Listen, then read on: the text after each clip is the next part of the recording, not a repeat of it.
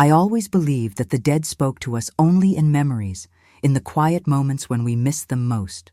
But that night, as the wind rattled the window panes and the moonlight spilled across my bedroom floor, my grandmother came to me in a dream so vivid it felt more real than waking life. She stood at the foot of my bed, her silver hair perfectly pinned, her eyes sharp and urgent, just as I remembered from childhood. The air around her shimmered with a coldness that made my skin prickle. She didn't smile.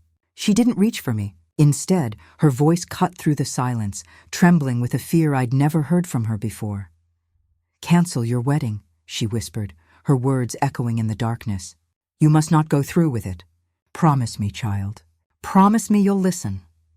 I tried to speak, but my throat closed up. I wanted to ask her why, to beg for an explanation, but she only shook her head, her eyes filling with tears. "You're in danger, darling. Please, trust me. Don't marry him. Don't step foot in that house." Her hand reached out, icy and insistent, but before I could touch her, the dream shattered. I woke with a gasp, heart pounding, the sheets tangled around my legs. The room was still, the only sound my own ragged breathing. I pressed a trembling hand to my chest, trying to steady myself. It was just a dream, I told myself. Just a dream. But the fear lingered, a cold knot in my stomach that refused to loosen. I glanced at the clock, 3:17 a.m., the same time my grandmother had died, 3 years ago to the day. I shivered, pulling the covers tighter. My mind raced, replaying every detail of the dream. Her face so real, her voice so desperate, the warning so clear. Cancel your wedding. I tried to laugh it off, blaming the stress of wedding planning and the endless to-do lists that haunted my every waking hour. My fiancé, Daniel, had been nothing but supportive, but even he couldn't shield me from the mounting pressure. My mother-in-law, Evelyn, had taken over most of the arrangements, insisting on traditions I barely understood. I chalked up the dream to nerves, to the fear of stepping into a new family, a new life. But as I lay there, staring at the ceiling, I couldn't shake the feeling that something was wrong. The air felt heavy, as if the room itself was holding its breath.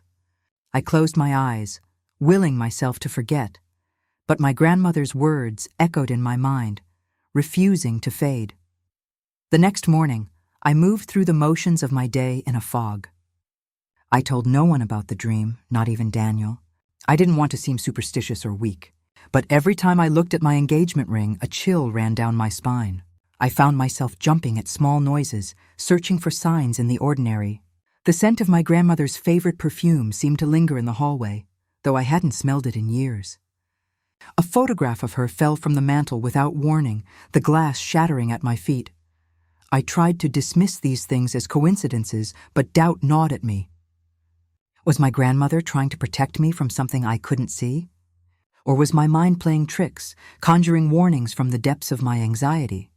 That night, as I prepared for bed, I hesitated at the doorway, half expecting to see her standing there again. The room was empty, but the unease remained. I whispered into the darkness. "What did you mean, Grandma? What am I supposed to be afraid of?" No answer came, only the soft creak of the house settling around me. I crawled into bed, pulling the covers over my head like a child, and tried to convince myself that everything was fine. But deep down, I knew nothing would ever feel normal again. Not until I understood what my grandmother was trying to tell me.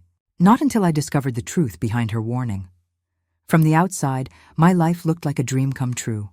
I was 28, engaged to a man who seemed to embody every quality I'd ever hoped for: kind, attentive, ambitious, and handsome in a way that made strangers smile at us when we walked hand in hand. Daniel and I met at a friend's birthday party 2 years ago, and from the first conversation, it felt as if we'd known each other forever. He made me laugh, listened to my stories, and remembered the smallest details about my life. Our first date lasted until sunrise, and by the end of that week, I was already imagining a future with him. Our engagement was a quiet, intimate affair. Daniel proposed on a chilly autumn evening in the park where we'd had our first kiss, slipping a delicate sapphire ring onto my finger as golden leaves drifted around us. I said yes with tears in my eyes, feeling as if the universe had finally given me the happiness I'd always longed for. We celebrated with champagne and promises, calling our families to share the news. My parents were overjoyed, and Daniel's mother, Evelyn, insisted on hosting an elaborate dinner to welcome me into the family. Evelyn was a force of nature, elegant, poised, and always in control.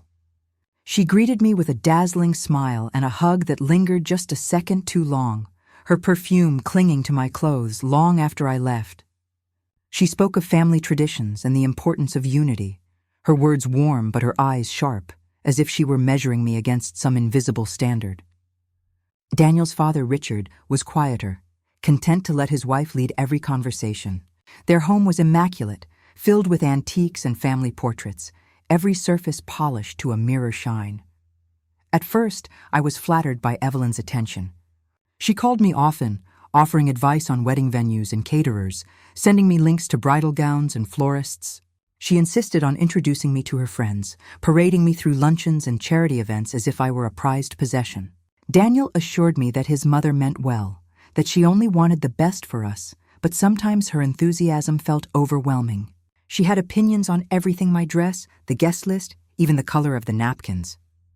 When I hesitated or suggested something different, her smile would tighten, and she'd remind me that family comes first. Despite the pressure, Daniel remained my anchor. He listened patiently to my worries, held me when I cried, and promised that we'd make the wedding our own. He was gentle and thoughtful, always knowing when to make me laugh or when to simply hold my hand in silence. We spent weekends exploring the city, planning our honeymoon, and dreaming about the life we'd build together. In those moments, the world felt safe and full of promise.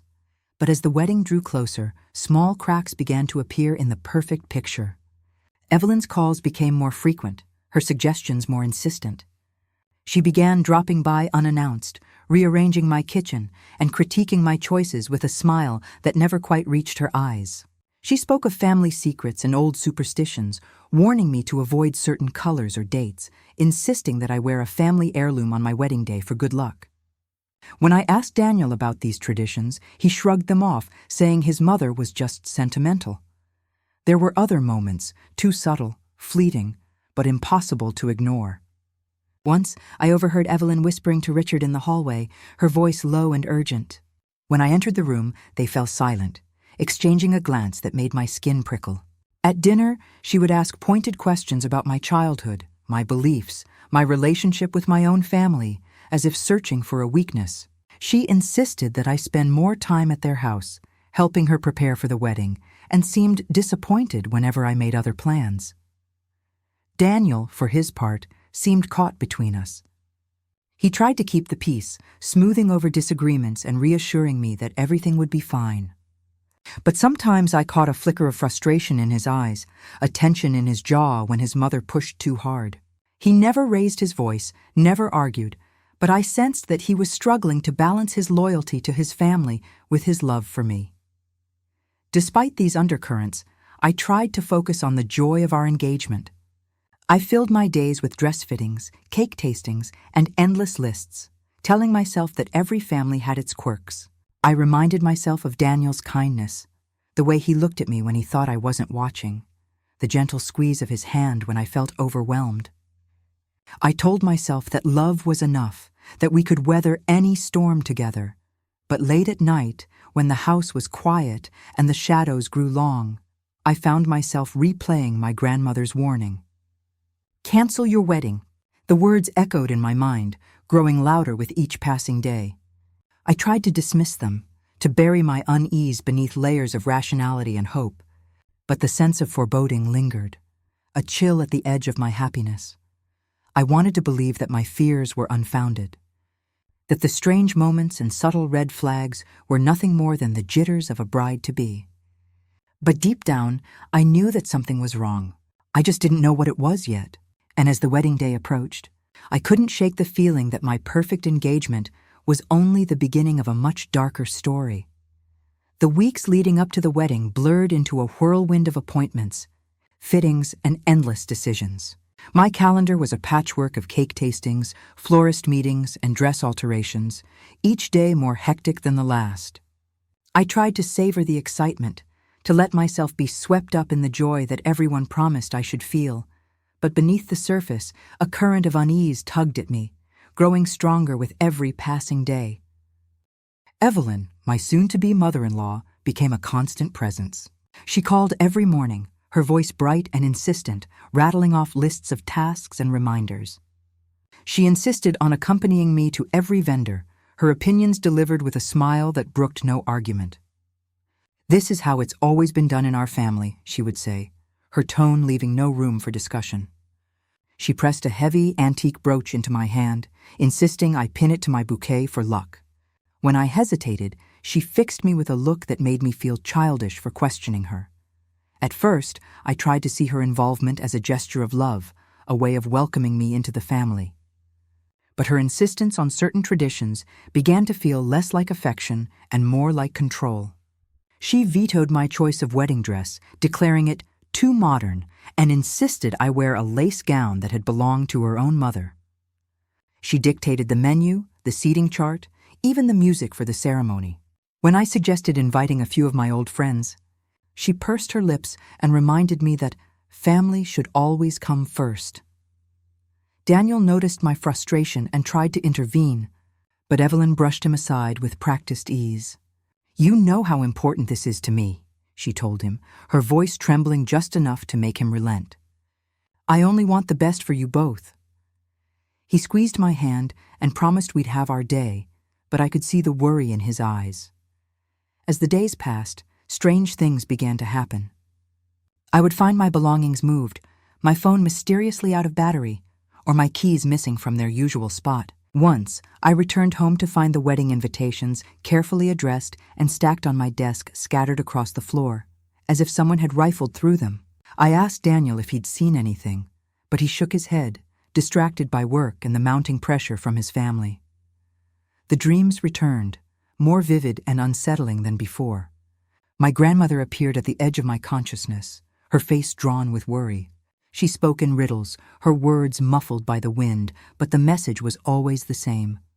Be careful. Not everything is as it seems. I woke each time with a start, my heart racing, the taste of fear lingering long after the dream faded. One afternoon, Evelyn invited me to her house for tea, insisting we finalize the wedding details together.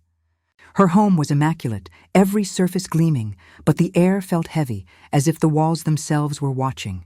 She led me to the parlor, where a table was set with delicate china and a plate of pastries. As we sipped tea, she peppered me with questions about my childhood, my family, my beliefs. Her gaze was sharp, searching, as if she were looking for something hidden beneath my answers. She grew agitated when I mentioned my grandmother, her fingers tightening around her teacup. "Superstitions are dangerous," she said abruptly, her voice cold. "You mustn't let old ghosts interfere with your happiness." I tried to laugh it off, but her words sent a chill down my spine. After tea, she insisted on showing me the family heirlooms I would be expected to wear on the wedding day. She led me upstairs to a room I'd never seen before, its door locked with a heavy brass key. Inside, the air was thick with the scent of mothballs and old perfume. She opened a velvet-lined box, revealing a string of pearls, a lace veil, and a pair of delicate gloves. "These have been worn by every bride in our family for generations," she said, her voice reverent. "It's tradition. You must honor it," I nodded, feeling trapped. The room felt colder than the rest of the house, the shadows deeper. I glanced at the walls, lined with portraits of stern-faced women in wedding gowns, their eyes following me wherever I moved. Evelyn watched me closely, her expression unreadable. That night, I dreamed of the room again. My grandmother stood in the corner, her face pale and frightened. She pointed to the velvet box, her voice urgent. "Don't wear them. Promise me, don't let her put them on you." I woke in a cold sweat, the warning echoing in my ears. I tried to tell Daniel about the dreams, about the strange feeling that something was wrong, but he only smiled and pulled me close. "You're just stressed," he whispered. "It's normal to feel anxious before a big change. My mother means well, I promise." But I couldn't shake the sense that I was being drawn into something I didn't understand, that Evelyn's insistence on tradition was more than just nostalgia. Each day brought new demands, new rules, new reminders that I was expected to fit into a mold I hadn't chosen. The wedding was no longer just a celebration of love, it was becoming a test, a rite of passage I wasn't sure I wanted to complete. As the preparations continued, the line between excitement and dread blurred. I smiled for the cameras, posed for the engagement photos, and tried to ignore the growing knot of fear in my chest. But every time I looked at the heirlooms, at the locked room, at Evelyn's watchful eyes, I wondered what secrets lay hidden beneath the surface of this perfect family. And why, no matter how hard I tried, I couldn't escape the feeling that my grandmother was trying to save me from something far worse than cold feet. The night after my visit to Evelyn's house, sleep came fitfully, as if my mind was bracing itself for something it couldn't name. I drifted in and out of uneasy dreams, the images flickering and strange, until suddenly I found myself standing in a place that was both familiar and foreign, a garden from my childhood. Overgrown and wild, moonlight glinting off dew-soaked grass. My grandmother was there, waiting for me beneath the old willow tree, her figure more solid than before, her eyes burning with urgency. She reached for me, her hands trembling. "You must listen, darling. Time is running out." Her voice was sharper, more desperate than in the first dream. "There are things you don't know, things hidden in that house. You must not wear what she gives you. Promise me, do not let her put those things on you. And whatever you do not go into the cellar." I tried to ask her what she meant, but the wind picked up, scattering her words. She clutched my arm, her grip icy. "You're in danger, child. There are secrets in that family, old wounds, old curses. You must trust your heart, not their words. If you love yourself, you'll walk away before it's too late."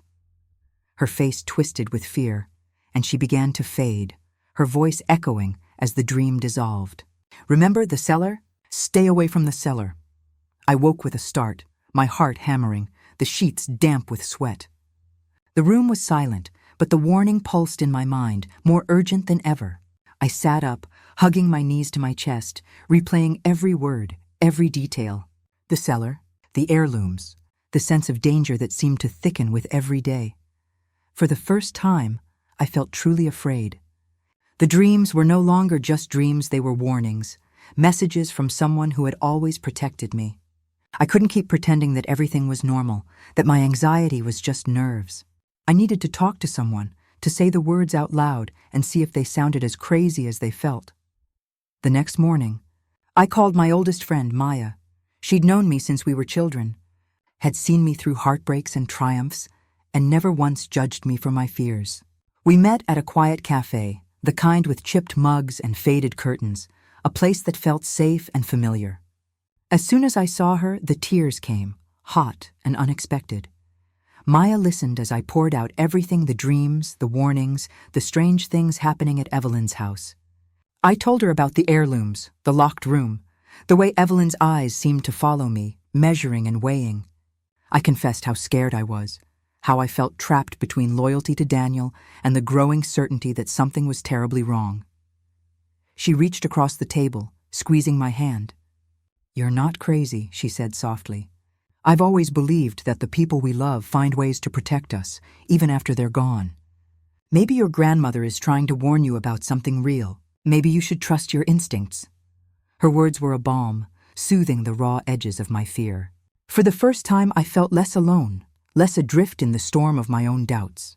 We talked for hours, Maya asking gentle questions, helping me piece together the fragments of my unease. She encouraged me to keep a journal, to write down every detail of the dreams, every odd thing that happened, no matter how small. As we parted, she hugged me tightly. "If you ever feel unsafe, call me, day or night. Promise me," I promised, grateful for her steady presence. That night, I sat at my desk, the journal open before me, and wrote down everything I could remember. The garden, the willow tree, my grandmother's trembling hands. The warning about the cellar, the insistence that I not wear the family heirlooms, the sense that time was running out. I stared at the words, the ink smudging beneath my fingers, and wondered what secrets Evelyn's house was hiding. What was in the cellar? Why was my grandmother so afraid? The message was getting clearer, the urgency impossible to ignore. But what exactly was she trying to protect me from? I tried to convince myself that I was overreacting, that the dreams were nothing more than the product of stress and an overactive imagination. I told myself that every bride feels anxious before her wedding, that it was normal to have doubts and second thoughts. I repeated these reassurances like a mantra, hoping they would drown out the persistent voice in my head that whispered warnings in my grandmother's tone. But the more I tried to rationalize my fears, the more the world around me seemed to twist in subtle, unsettling ways. Daniel noticed my unease, but when I finally gathered the courage to tell him about the dreams, he laughed it off, brushing a strand of hair from my face. "You've always had vivid dreams," he said, his voice gentle but dismissive. "You're just nervous. My mom's a little intense, but she means well. Don't let her get to you." He kissed my forehead and promised that everything would be perfect. But his words felt thin, like a blanket that couldn't quite keep out the cold. Evelyn, on the other hand, grew sharper, her patience wearing thin as the wedding approached. When I hesitated over the heirlooms or questioned her traditions, her eyes narrowed, her smile turning brittle. "You're not superstitious, are you?" she asked one afternoon, her tone laced with condescension. "We're a modern family. There's no room for old wives' tales here," she laughed. But there was no warmth in it, only a warning. At dinner, I tried to bring up my concerns, hoping for understanding. But the conversation quickly turned against me. Richard, usually silent, spoke up for the first time, his voice low and firm. "You're marrying into this family. We expect you to respect our ways." Daniel shifted uncomfortably, caught between his parents and me, his loyalty stretched thin. I felt the walls closing in, the air thick with unspoken accusations. I reached out to my own parents, hoping for comfort, but even they seemed distant, distracted by the excitement of the upcoming wedding. My mother told me to relax, to enjoy the process, to trust that everything would work out. "You're just nervous, sweetheart. Every bride gets cold feet. Don't let silly dreams ruin your happiness." Her words, meant to soothe, only deepened my sense of isolation. The more I tried to explain, the more I was told I was imagining things. My keys, my phone, the invitations, each incident was dismissed as forgetfulness or coincidence. The strange noises at night, the feeling of being watched, the cold spots in Evelyn's house no one else seemed to notice, or if they did, they pretended not to care. I began to doubt myself, to wonder if I really was losing my mind. Maya was the only one who believed me, her faith a lifeline in the growing storm. She called every day, checking in, reminding me to trust my instincts. But even her support couldn't silence the chorus of voices telling me I was overreacting, that I was making problems where none existed.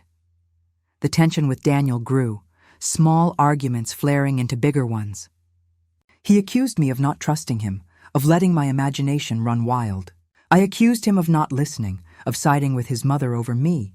The love that had once felt so solid now seemed fragile, brittle, as if it might shatter at any moment. I lay awake at night, replaying every conversation, every strange occurrence, every warning from my grandmother. I tried to remember who I was before the engagement, before the dreams, before the fear. I wondered if I was really losing my grip on reality, if the problem was inside me and not in the world around me. But deep down, beneath the doubt and the denial, my intuition pulsed like a heartbeat, steady and insistent. Something was wrong. I could feel it in my bones, in the way the shadows lengthened at dusk, in the way Evelyn's eyes lingered on me just a moment too long. I wanted to believe that I was safe, that I was loved, that I was imagining it all. But the fear wouldn't let go. Am I losing my mind? Or am I the only one who can see the truth? Evelyn called early on a gray Saturday morning, her voice brisk and expectant. "I'd like you to come over today, dear. There's a family tradition we must observe before the wedding. It's important." She didn't ask if I was free, she simply told me to be there by noon. I hung up, a knot of dread tightening in my stomach. Daniel was already out, running errands for his father, so I dressed alone, choosing a simple dress and tying my hair back, hoping to appear calm and collected. But as I drove to Evelyn's house, the sky heavy with clouds, I couldn't shake the feeling that I was being summoned for something more than a ritual.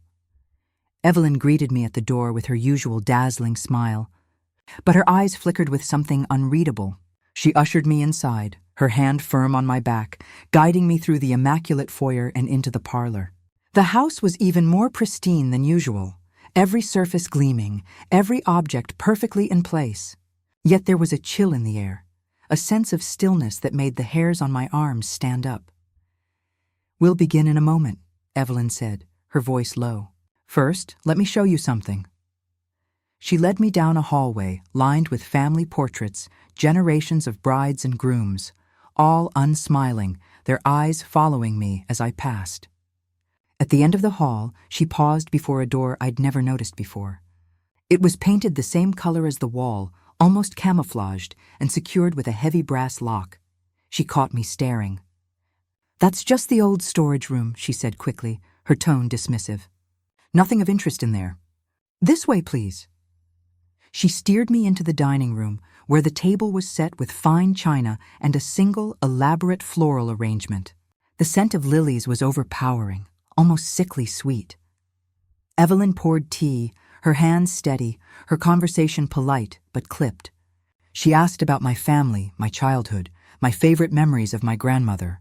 Each question felt like a test, as if she were searching for something beneath my answers. I tried to keep my voice steady, but my mind kept drifting back to the locked door. After tea, she led me upstairs to her bedroom, where a collection of heirlooms was laid out on the bed. The lace veil, the string of pearls, the gloves. She insisted I try them on, her hands cool and insistent as she fastened the necklace around my throat. The pearls felt heavy, almost suffocating. "You look perfect," she murmured, her eyes shining with pride, or was it something else? As I stood before the mirror, Evelyn's phone rang in the hallway. She excused herself, leaving me alone in the room. I took the opportunity to look around. The room was immaculate, but on the dresser I noticed a small leather-bound book, its cover worn and faded. I opened it, heart pounding, and found pages filled with names, dates, and cryptic notes, records of every woman who had married into the family, each entry ending with a single word, accepted or rejected. I snapped the book shut as footsteps approached. Evelyn returned, her smile a little too bright. "Ready for the ritual?" she asked, her tone leaving no room for refusal.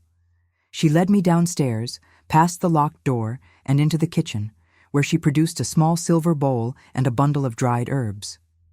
"This is an old family blessing," she explained, lighting the herbs and waving the smoke around me.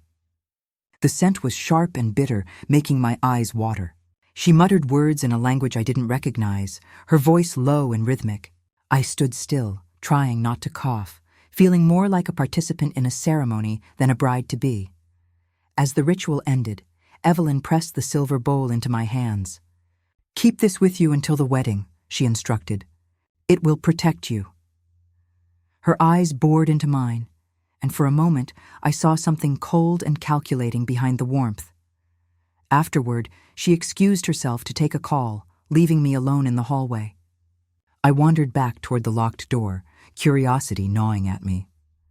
I pressed my ear to the wood, straining to hear. At first, there was only silence, but then I caught the faint sound of voices, Evelyn and Richard, speaking in urgent whispers. "She's not ready," Evelyn said, her voice tense. "We can't risk another mistake." "Not after last time," Richard replied, his tone grim. "We don't have a choice. The date is set. If she backs out now, she won't," Evelyn interrupted. "She can't. I've made sure of it." My heart hammered in my chest. I stepped back, nearly tripping over a loose floorboard. The voices fell silent, and I hurried away, pretending to study a painting on the wall as Evelyn emerged from the room, her expression carefully composed. "Everything all right, dear?" she asked, her tone sweet but her eyes sharp. I forced a smile. "Just admiring the house. It's beautiful." She nodded, her gaze lingering on me for a moment before she turned away. I made my excuses and left soon after, the silver bowl clutched tightly in my hands. As I drove home, the questions swirled in my mind. What was in the locked room? What mistake were they so afraid of repeating? And why did I feel as if I was being watched, even now, miles away from that house? That night I lay awake, Evelyn's words echoing in my ears. The ritual, the heirlooms, the locked door, all pieces of a puzzle I couldn't yet solve. I promised myself I would find out what was behind that door, no matter what it took. Because deep down, I knew the answer was the key to everything my grandmother had tried to warn me about. The next time I visited Evelyn's house, I came prepared. I tucked a small notepad and pen into my purse, determined to record anything unusual. My heart pounded as I rang the bell, rehearsing excuses in my mind for why I might wander off alone. Evelyn greeted me with her usual poise, but I sensed a new edge to her smile, as if she suspected I was no longer as pliant as before. She led me to the kitchen, where she busied herself with tea and pastries, her back to me as she recited the latest wedding updates. I nodded along, my mind elsewhere, waiting for the right moment. When her phone rang and she excused herself to the garden, I seized my chance. I slipped out of the kitchen and down the hallway, my footsteps muffled by the thick carpet. The portraits on the walls seemed to watch me, their painted eyes following my every move. I stopped in front of the locked door. My hands trembled as I reached into the bowl of keys on the side table, searching for the heavy brass one I'd seen Evelyn use. I tried several before one finally turned in the lock with a soft click. I glanced over my shoulder, then pushed the door open and slipped inside. The room was dark and cold, the air thick with dust and secrets. I fumbled for a light switch, but found only a single grimy window that let in a sliver of gray afternoon light. The space was cluttered with old trunks, boxes, and furniture draped in yellowing sheets. The scent of mothballs and something older, earthier, filled my nose. I moved carefully, lifting the sheets and peering into boxes. At first, I found nothing but old linens and broken china, but then I opened a trunk at the back of the room and froze. Inside were stacks of photographs, brittle with age, and bundles of letters tied with faded ribbon. I picked up a photo and gasped. It was my grandmother, young and beautiful, standing beside a woman I recognized as a much younger Evelyn. They were both dressed in white, their faces solemn, their hands clasped together. I rifled through the photos, my shock growing with each one. There were images of my grandmother at family gatherings I'd never heard about, standing with people I didn't recognize. In some, she wore the same pearls and veil Evelyn had insisted I wear. In others, she looked frightened, her eyes darting to the side as if someone was watching her. I turned to the letters, my hands shaking. The handwriting was my grandmother's, looping and elegant. The first letter was addressed to Evelyn. Evelyn, I cannot go through with this. I know what you expect of me, but I am afraid. The things you showed me in the cellar, the rituals, the promises, I cannot be part of it. Please, let me go. Margaret, I read the letter again, my mind reeling.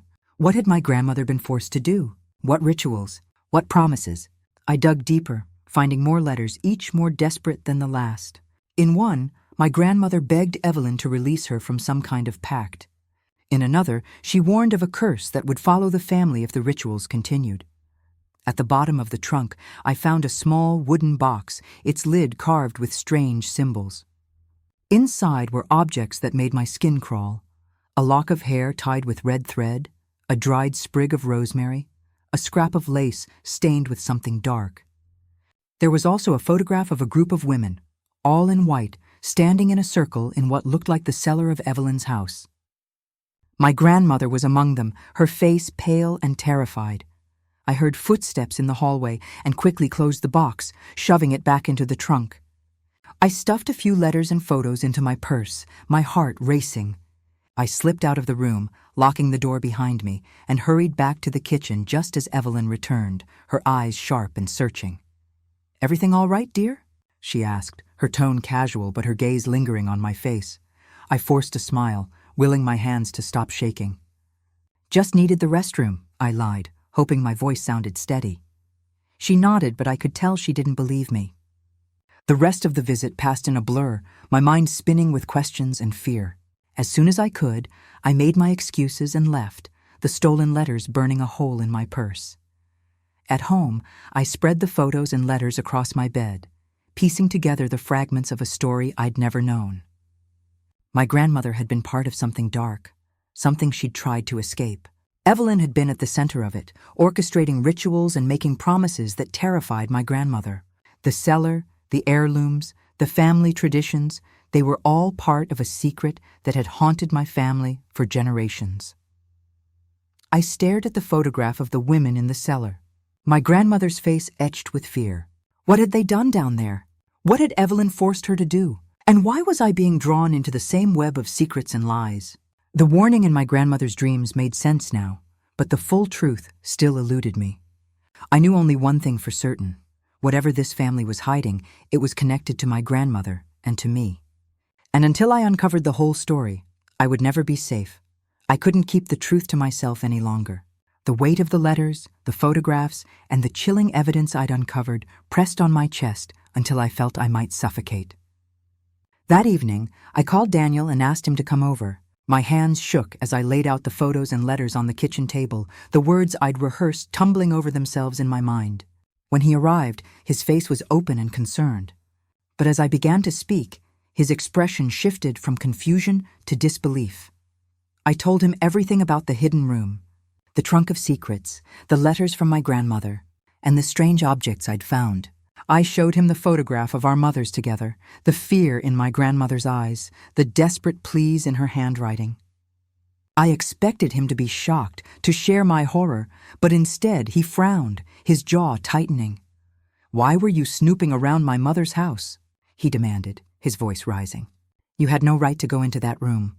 Those are private family things, not some mystery for you to solve." I tried to explain, to make him see that I was scared, that I needed answers, but he cut me off. "You're letting your imagination get the best of you. My mother is strict, yes, but she's not some villain. You're making a big deal out of nothing." I felt my anger flare. "Daniel, these are my grandmother's words. She was terrified. She begged Evelyn to let her go. Doesn't that mean anything to you?" He shook his head, refusing to look at the evidence. "You're reading too much into this.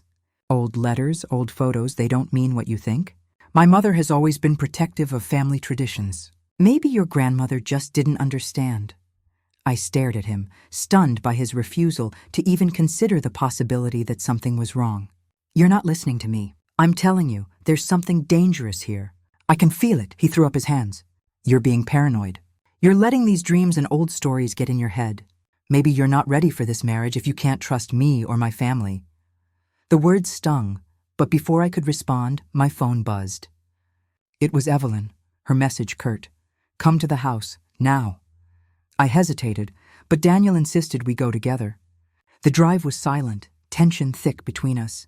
When we arrived, Evelyn was waiting in the parlor, her posture rigid, her eyes cold. I laid the evidence on the table, my voice trembling as I confronted her with the letters and photos. She barely glanced at them. "You've been prying where you don't belong," she said, her tone icy. "Those things are from a different time. Your grandmother was a troubled woman. She didn't understand our ways." I pressed her, desperate for answers. "What happened in the cellar? What did you make her do?" Evelyn's lips curled into a thin smile. "You're letting superstition cloud your judgment. There are no secrets here, only family traditions you clearly don't respect." Daniel stood by her side, arms crossed, his face closed to me. "If you don't trust us," he said quietly, "maybe you shouldn't marry into this family." The room spun. I looked from Daniel to Evelyn, searching for a trace of the love and warmth I'd once felt. All I saw was a wall of denial, a refusal to acknowledge the truth. My heart pounded as I realized I was alone, standing on the edge of a secret I might never fully understand. And in that moment, I knew the choice before me was more terrifying than any dream. After the confrontation, I felt as if the ground beneath me had cracked open. Daniel's coldness, Evelyn's denial, and the suffocating sense of isolation left me desperate for answers. I called Maya as soon as I got home, my voice trembling as I recounted everything that had happened. She listened without judgment, her steady presence on the other end of the line, giving me the courage to keep going. "We're not stopping now," she said. "If they won't tell you the truth, we'll find it ourselves." The next morning, we met at the city archives, a dusty building filled with the scent of old paper and secrets.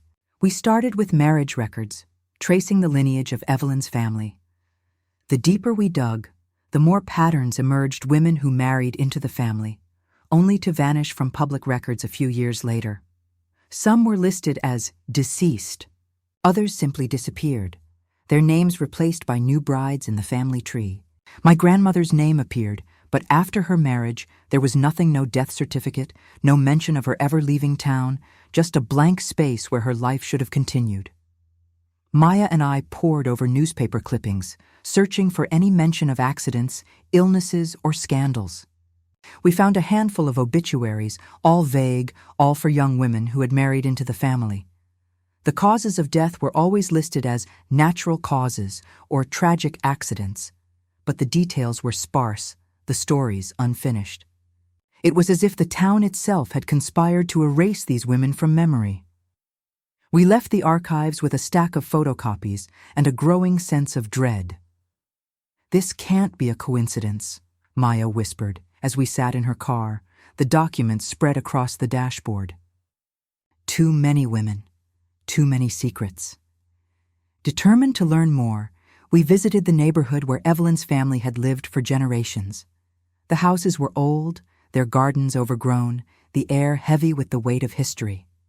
We knocked on doors, introducing ourselves as researchers working on a family history project. Most people were polite but guarded, their eyes flickering with recognition at the mention of Evelyn's name. Finally, an elderly woman named Mrs. Harper invited us in. Her living room was cluttered with knickknacks and faded photographs, the air thick with the scent of lavender. She poured us tea and listened as I explained my connection to the family. When I mentioned my grandmother's name, her hands trembled. "I remember Margaret," she said softly. "She was a sweet girl, always polite. But after she married into that family, she changed. She stopped coming to church, stopped visiting friends. People said she was ill, but I always thought there was more to it." I pressed her gently for details, and she hesitated before continuing. "There were rumors, of course. Strange rituals, late-night gatherings. Some said the women were being prepared for something, but no one knew what. And then, one by one, they disappeared. The family always had an explanation: illness, travel, a sudden move. But no one ever saw them again." Maya and I exchanged a glance, the pieces of the puzzle clicking into place. We thanked Mrs. Harper and left, our minds racing with possibilities. The rituals, the heirlooms, the cellar, everything pointed to a pattern of control and fear, a legacy passed down through generations. Back at my apartment, we spread out the evidence on the kitchen table. The letters from my grandmother, the photographs, the obituaries, the stories from the neighbors. It was all there, a tapestry of secrets woven through time.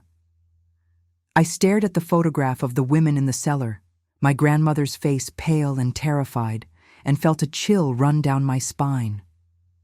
"What if the rituals are still happening?" I whispered. "What if Evelyn is planning something for me, just like she did to my grandmother?" Maya's face was grim. "We need to find out what happened in that cellar. That's where the answers are." We spent the next day researching old property records, searching for blueprints of Evelyn's house. We found a set of plans at the county office, and sure enough, there was a cellar larger than I'd realized, with a separate entrance from the garden. My heart pounded as I traced the lines on the blueprint, imagining what might be hidden beneath the house. That night, I dreamed of my grandmother again. She stood at the top of a staircase, her face shadowed, her voice a whisper. "Don't go down there alone," she warned. "The truth is more horrifying than you can imagine." I woke with a start, the warning echoing in my mind. Maya and I made a plan. We would return to Evelyn's house, find a way into the cellar, and uncover whatever secrets had been buried for so long. As I lay in bed, staring at the ceiling, I realized that the fear I felt was no longer just for myself. It was for every woman who had come before me, every voice that had been silenced, every life erased from the record. I owed it to my grandmother, and to myself to see this through, no matter how terrifying the truth might be. The next day, as Maya and I prepared to face whatever waited in the darkness, I couldn't help but wonder, what would we find in the cellar? And would we ever be the same after learning the truth? That night, sleep came in uneasy fits, my mind restless with dread and anticipation. I drifted in and out of shallow dreams until, just before dawn, the world around me shifted. I found myself standing in the garden from my childhood, the willow tree looming overhead, its branches swaying in a wind I couldn't feel. The air was thick with the scent of earth and rain, and the moon hung low, casting everything in a silvery glow. My grandmother stood before me, more vivid than ever, her eyes shining with sorrow and urgency. She reached for my hands, her touch cold but grounding. "You've come so far, darling," she whispered, her voice trembling. "But you must listen now, more than ever. There's no more time." I tried to speak, to ask her what she meant, but she shook her head, her grip tightening. "The cellar is not just a room.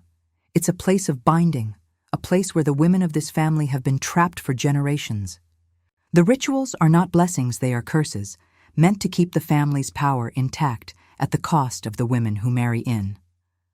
I was one of them. I tried to escape, but Evelyn would not let me go. She made me promise silence, and I kept that promise out of fear. "But you have a chance to break the cycle."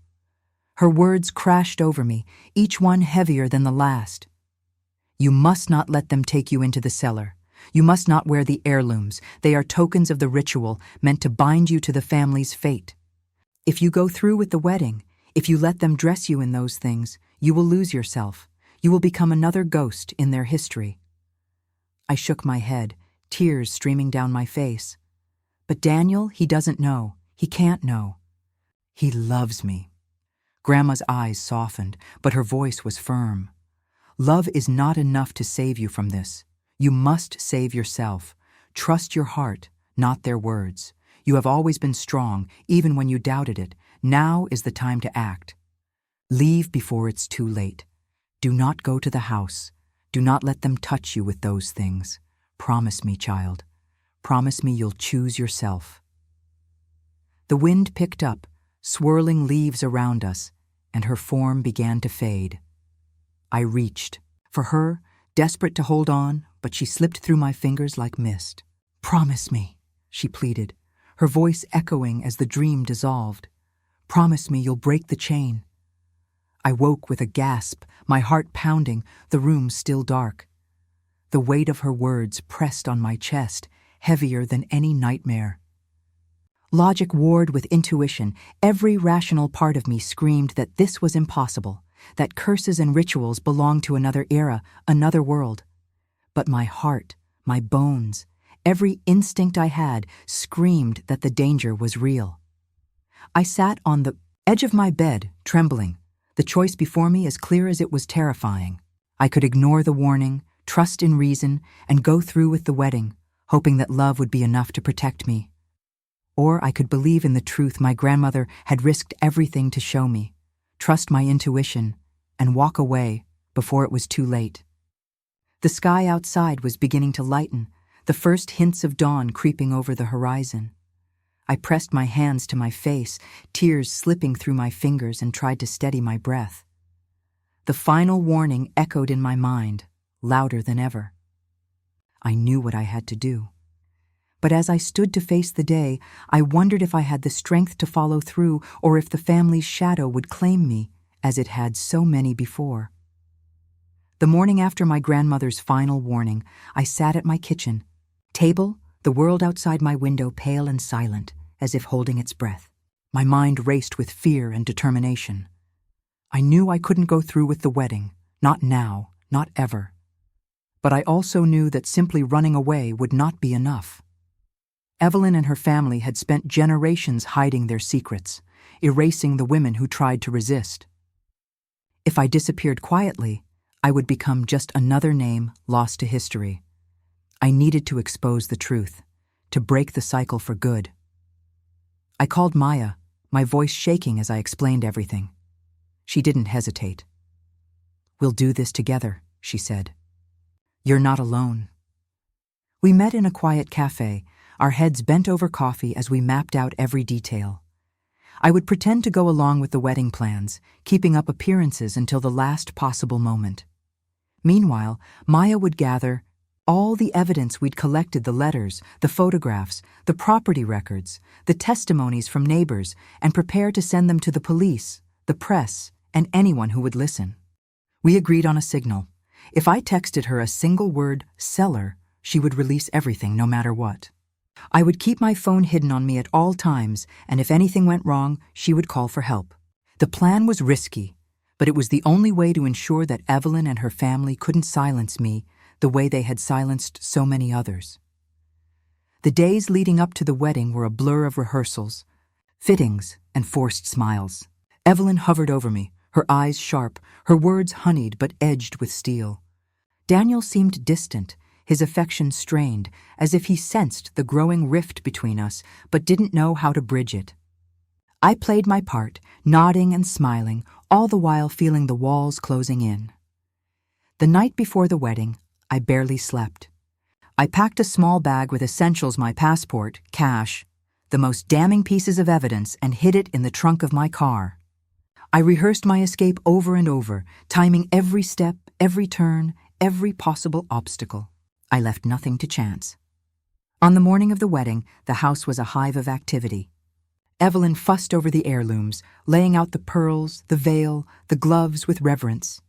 I let her dress me, my skin crawling as she fastened the necklace around my throat.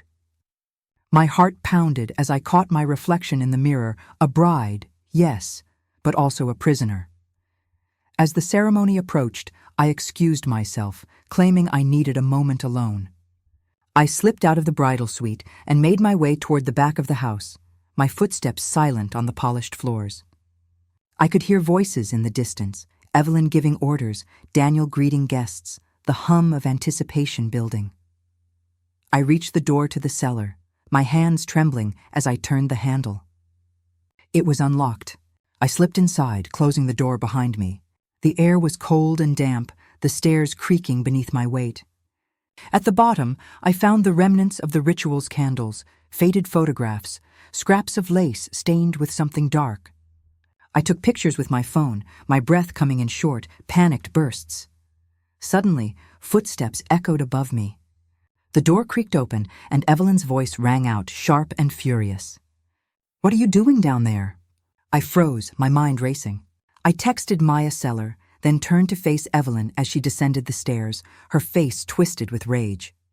"You were never meant to understand," she hissed. "You could have been part of something greater, but you chose to betray us." I backed away, clutching my phone. "It's over, Evelyn. I've sent everything to the police. People will know the truth." For a moment she looked stunned, then her expression hardened. "You think anyone will believe you? You're just another hysterical bride." But I saw the fear in her eyes, the knowledge that her power was slipping away. I pushed past her, racing up the stairs and out into the sunlight, my heart pounding with terror and relief. As I ran to my car, I saw Maya waiting at the end of the drive, her phone pressed to her ear. Sirens wailed in the distance, growing louder. I didn't stop to look back. I didn't need to. I had made it out before it was too late, or so I hoped. The morning of my wedding dawned with a sky so clear it felt almost mocking. Sunlight streamed through the curtains, painting golden stripes across the floor, and for a moment I let myself imagine that this was just another day, that everything was normal. But the weight in my chest reminded me that nothing was normal anymore. Every breath felt borrowed, every movement rehearsed. I was a bride in a story I no longer wanted to finish. Evelyn arrived early, sweeping into my apartment with a flurry of white garment bags and a smile that was all teeth. She fussed over my hair, my makeup, the dress, her hands never still. "You'll be the most beautiful bride this family has ever seen," she said, fastening the pearls around my neck with fingers that trembled just slightly. I caught her eyes in the mirror, sharp, expectant, and something else I couldn't name. I wondered if she knew I was planning to run, if she could sense the rebellion simmering beneath my skin. Daniel texted me just before noon. "Can't wait to see you at the altar. I love you." I stared at the message, my heart twisting. Did he really not know? Or was he choosing not to see the truth, just as I had for so long? The house was already buzzing when I arrived. Guests milled about the garden, laughter and music floating on the breeze. I moved through the crowd like a ghost, smiling, nodding, accepting congratulations I didn't deserve. Maya was there, her eyes meeting mine across the lawn, steady and reassuring. She gave the smallest nod, reminding me that I wasn't alone. Inside, the final preparations blurred together. Evelyn hovered, orchestrating every detail, her voice a constant hum in my ear. Remember, tradition is everything. You must wear the veil, the gloves, the pearls. It's what binds you to the family. I let her dress me, my body numb, my mind racing through the plan. My phone was tucked into my bouquet, Maya's number on speed dial, the evidence ready to be released at a moment's notice. As the ceremony began, I stood at the edge of the aisle, my father at my side. The music swelled, and every eye turned toward me. I felt the weight of expectation, of history, of every woman who had walked this path before me. My legs trembled as I took the first step. Halfway down the aisle, I caught sight of Daniel. He looked nervous, hopeful, and heartbreakingly sincere. For a moment, I faltered. Could I really do this? Could I shatter his world, expose his family, and walk away from the life we'd built together? My grandmother's voice echoed in my mind. You must save yourself. Promise me you'll choose yourself. I reached the altar, my hands shaking. The officiant began to speak, his words a blur. Evelyn stood just behind Daniel, her gaze fixed on me, daring me to defy her. I felt the pearls tighten around my throat, the gloves itching against my skin, the veil a shroud that threatened to suffocate me. The moment came. Do you, Anna, take Daniel to be your lawfully wedded husband? Time seemed to stop. I looked at Daniel, at Evelyn, at the sea of faces waiting for my answer. My heart pounded so loudly I thought everyone could hear it. I opened my mouth, the words caught in my throat. Suddenly Maya's voice rang out from the back of the garden. Wait! Every head turned. She strode forward, holding up her phone. Before this wedding goes any further, everyone needs to know the truth about this family and what they've done to the women who came before Anna. A gasp rippled through the crowd.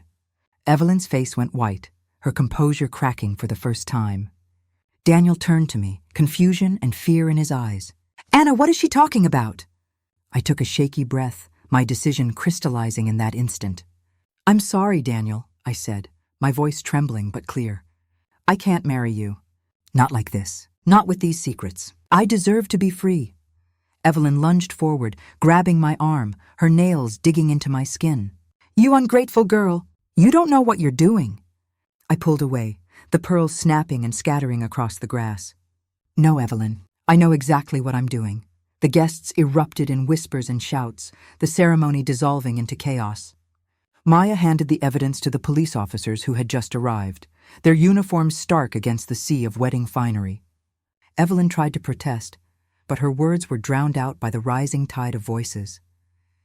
I turned to Daniel one last time, tears streaming down my face. I loved you, but I have to choose myself, and in front of everyone I made my choice.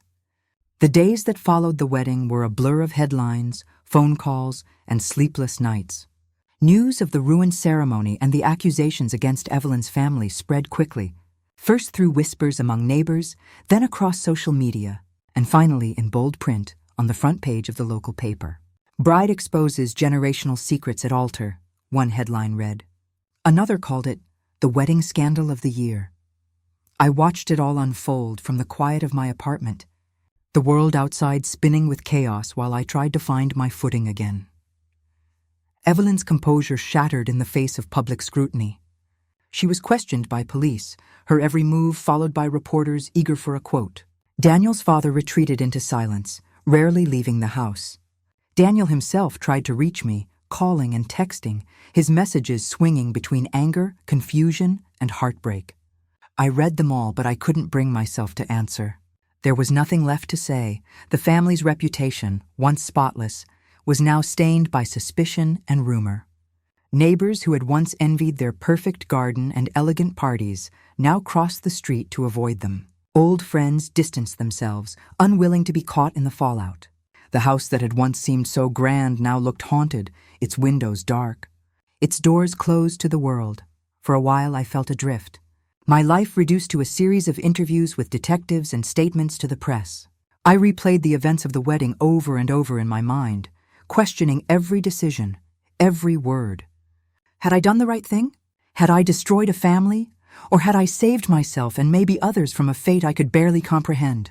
In the midst of the chaos, I found unexpected support. Maya never left my side, her loyalty unwavering. She fielded calls from journalists, shielded me from the worst of the gossip, and reminded me again and again that I was brave. My parents, shaken but proud, came to stay with me for a few days, filling my apartment with the warmth of home-cooked meals and gentle reassurances. Even strangers reached out, women who had heard my story and wanted to share their own, neighbors who offered quiet words of encouragement in the grocery store. Slowly, the noise began to fade. The police investigation continued, but I was no longer the center of attention. The world moved on, as it always does, and I was left with the quiet aftermath. I spent long hours walking in the park, letting the rhythm of my footsteps soothe my nerves. I started therapy, learning to untangle the knots of fear and guilt that had taken root inside me. I filled my journal with memories of my grandmother, her warnings now a source of comfort rather than dread. One afternoon, as I sat beneath a willow tree in the park, I felt a sense of peace settle over me for the first time in months. The chaos of the wedding, the scandal, the family's downfall, all of it seemed distant, like a storm that had finally passed. I closed my eyes and breathed deeply, letting the sunlight warm my face. I didn't know what would happen to Evelyn and her family. The investigation was ongoing, and the truth of what had happened in that house would take time to unravel. But I knew that I had broken the cycle, that I had chosen myself over tradition, over fear, over the expectations of others. I had survived. As I stood to leave, I glanced up at the sky, feeling my grandmother's presence like a gentle hand on my shoulder. I whispered a quiet thank you, knowing that her love and my own courage had set me free. What would happen to the family now? I didn't know, but for the first time, I was content to let the future unfold, trusting that whatever came next, I would face it on my own terms. Looking back, it's hard to believe how much my life changed in the space of a few months. There were days when I thought I would never find my way out of the fear and confusion, when the weight of secrets and expectations threatened to crush me. But standing here now, I see how every warning, every moment of doubt, and every act of courage led me to a place of strength I never knew I had. For so long, I doubted my own instincts. I let others tell me what was real, what was right, what I should feel. I tried to fit myself into a mold that was never meant for me, silencing the voice inside that whispered for me to pay attention, to trust myself, to run. It took the voice of my grandmother, her love reaching across the boundary between worlds, to remind me that intuition is not weakness, but wisdom. That the uneasy feeling in your chest, the chill that runs down your spine, the dreams that won't let you go, these are not things to ignore. They are the deepest parts of you, trying to keep you safe. I learned that sometimes the bravest thing you can do is walk away from what everyone else calls perfect. That it's not selfish to choose your own well-being over tradition, over appearances, over the comfort of others. I learned that healing is not a straight line, but a winding path, and that it's okay to stumble as long as you keep moving forward. If you're reading this and you feel lost, or afraid or unheard, please know that you are not alone. Your story matters. Your voice matters. Trust yourself, even when it feels like the world is telling you not to. Listen to your intuition, honor your boundaries, and never be afraid to ask for help. There is power in saying no, in choosing yourself, in breaking the cycle for the sake of your own future. I hope my story gives you the courage to trust your own journey, to believe in your own strength, and to know that even in the darkest moments, there is always a way forward. If you've ever faced something similar, or if you have a story of your own, I invite you to share it. Let's support each other, learn from each other, and remind one another that we are stronger than we think. Thank you for listening to my story. I hope it brings you hope, and the reminder that you too can choose yourself no matter what. Months have passed since the day I walked away from the altar and the shadows of Evelyn's house. The world has changed in small, gentle ways. I moved into a sunlit apartment on the other side of town, where the windows open to the sound of birds and the scent of blooming jasmine. I filled the space with things that make me smile: books, plants, photographs of my parents and Maya, and a framed picture of my grandmother, her eyes bright with the wisdom I finally learned to trust. I started a new job at a local nonprofit, helping women find their voices and their freedom. Every day, I meet people who remind me that courage is contagious, that healing is possible, and that hope can grow even in the most unlikely places. Maya and I still meet for coffee every week, laughing about old memories and dreaming up new adventures. My parents visit often, their pride in me shining through every hug and every shared meal. Sometimes, I walk in the park beneath the willow trees, letting the sunlight warm my face. I close my eyes and feel my grandmother's presence, gentle and steady, guiding me forward. I whisper my gratitude into the breeze, knowing she hears me. I honor her memory not with fear, but with the strength to live my own truth. There are still moments when doubt creeps in, when the past feels too close, or when the world seems uncertain. But now I listen to my heart. I trust the warnings, the dreams, the quiet voice inside that tells me when something isn't right. I know that my intuition is my greatest ally and that I am never truly alone. If you ever feel a warning in your heart, trust it. If you ever wonder whether you're strong enough to start over, believe that you are. Life has a way of leading us exactly where we need to be, even if the path is winding and the journey is hard. I am living proof that you can survive the storm, break the cycle, and begin again. This is my new beginning. And wherever your story takes you, I hope you find the courage to choose yourself, to listen to your heart, and to step into the light of your own life.